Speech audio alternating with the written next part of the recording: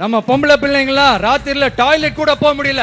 போயிட்டு வர கேப்ல என்ன நடந்துருமோ என்ன ஆயிடுமோ பதட்டத்தோட இருக்க வேண்டியதா இருக்கு. ஒரு பாட்டி வயசுல இருக்கிறவங்களுக்கு கூட பாதுகாப்பு இல்ல. ஒரு டீ கடையில நிம்மதியா டீ குடிக்க முடியல. போதையை போட்டு வந்து எல்லாரும் வெட்டிட்டு போயிடறானுங்க. இதெல்லாம் நாடா இல்ல காடா? இங்க கவர்மெண்ட் ஒண்ணு இருக்குதா இல்லையா? 5 வருஷம் போலீஸ் டிபார்ட்மெண்ட் கையில வச்சிருக்கிற ஸ்டாலின் சார் ஒரு அடிப்படை பாதுகாப்பு கூட கொடுக்க முடியலன்னா எதுக்கு இந்த ஆட்சி, எதுக்கு இந்த அதிகாரம்? அதனால என்னுடைய அம்மா, அக்கா, தங்கைகளே, தோழர்களே, இளைஞர்களே, நண்பர்களே, உங்களை நான் கேட்கிறேன், இந்த தீய சக்தி திமுக ஆட்சியில பாதுகாப்பு இருக்கா? இந்த தீய சக்தி திமுக ஆட்சியில குழந்தைகளுக்கு பாதுகாப்பு இருக்கா?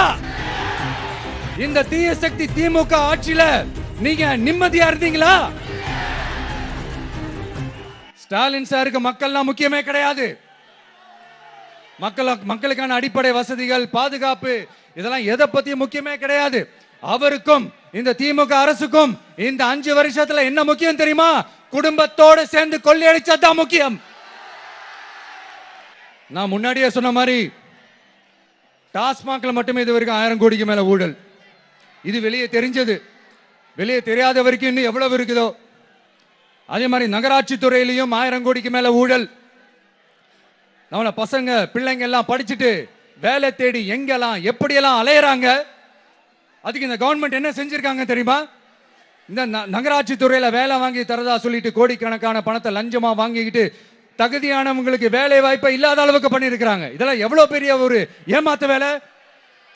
அதனால நம்ம தம்பி தங்கைகளே, உங்களுக்கான வேலை வாய்ப்பு இல்லாத இந்த ஸ்டாலின் சார் சர்க்காரை என்ன பண்ணலாம்? தூக்கி வீசி எறிவோமா? உங்களுக்கு பாதுகாப்பு இல்லாத, உங்களுக்கு வேலை வாய்ப்பு இல்லாத இந்த தீய சக்தி திமுக அரசு என்ன பண்ணலாம்? தூக்கி வீசி எறிவோமா?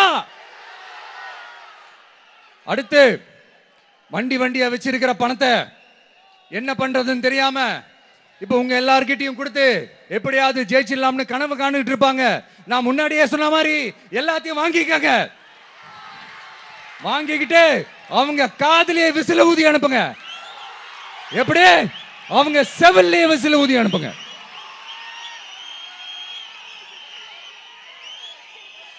எப்படி ஸ்மார்ட்டா நம்மளை ஏமாத்தி கொள்ளையடிச்சாங்களோ, நாமளும் ஸ்மார்ட்டா இந்த திமுக அரசுக்கு வேட்டு வைக்கணும். வைப்பீங்க தானே?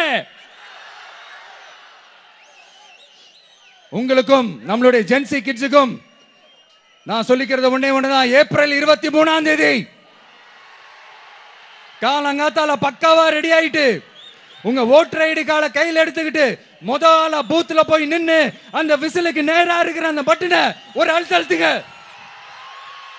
உங்க வீட்டுல இருக்கிற ஒவ்வொருத்தரையும் அழைச்சிட்டு போங்க. வெளியூர்ல இருந்து இங்க சென்னையில இருந்தீங்கன்னா ஊருக்கு போகணுமே ஓட்டு போடணுமே சொல்லி அசால்ட்டா இருந்துடாதீங்க.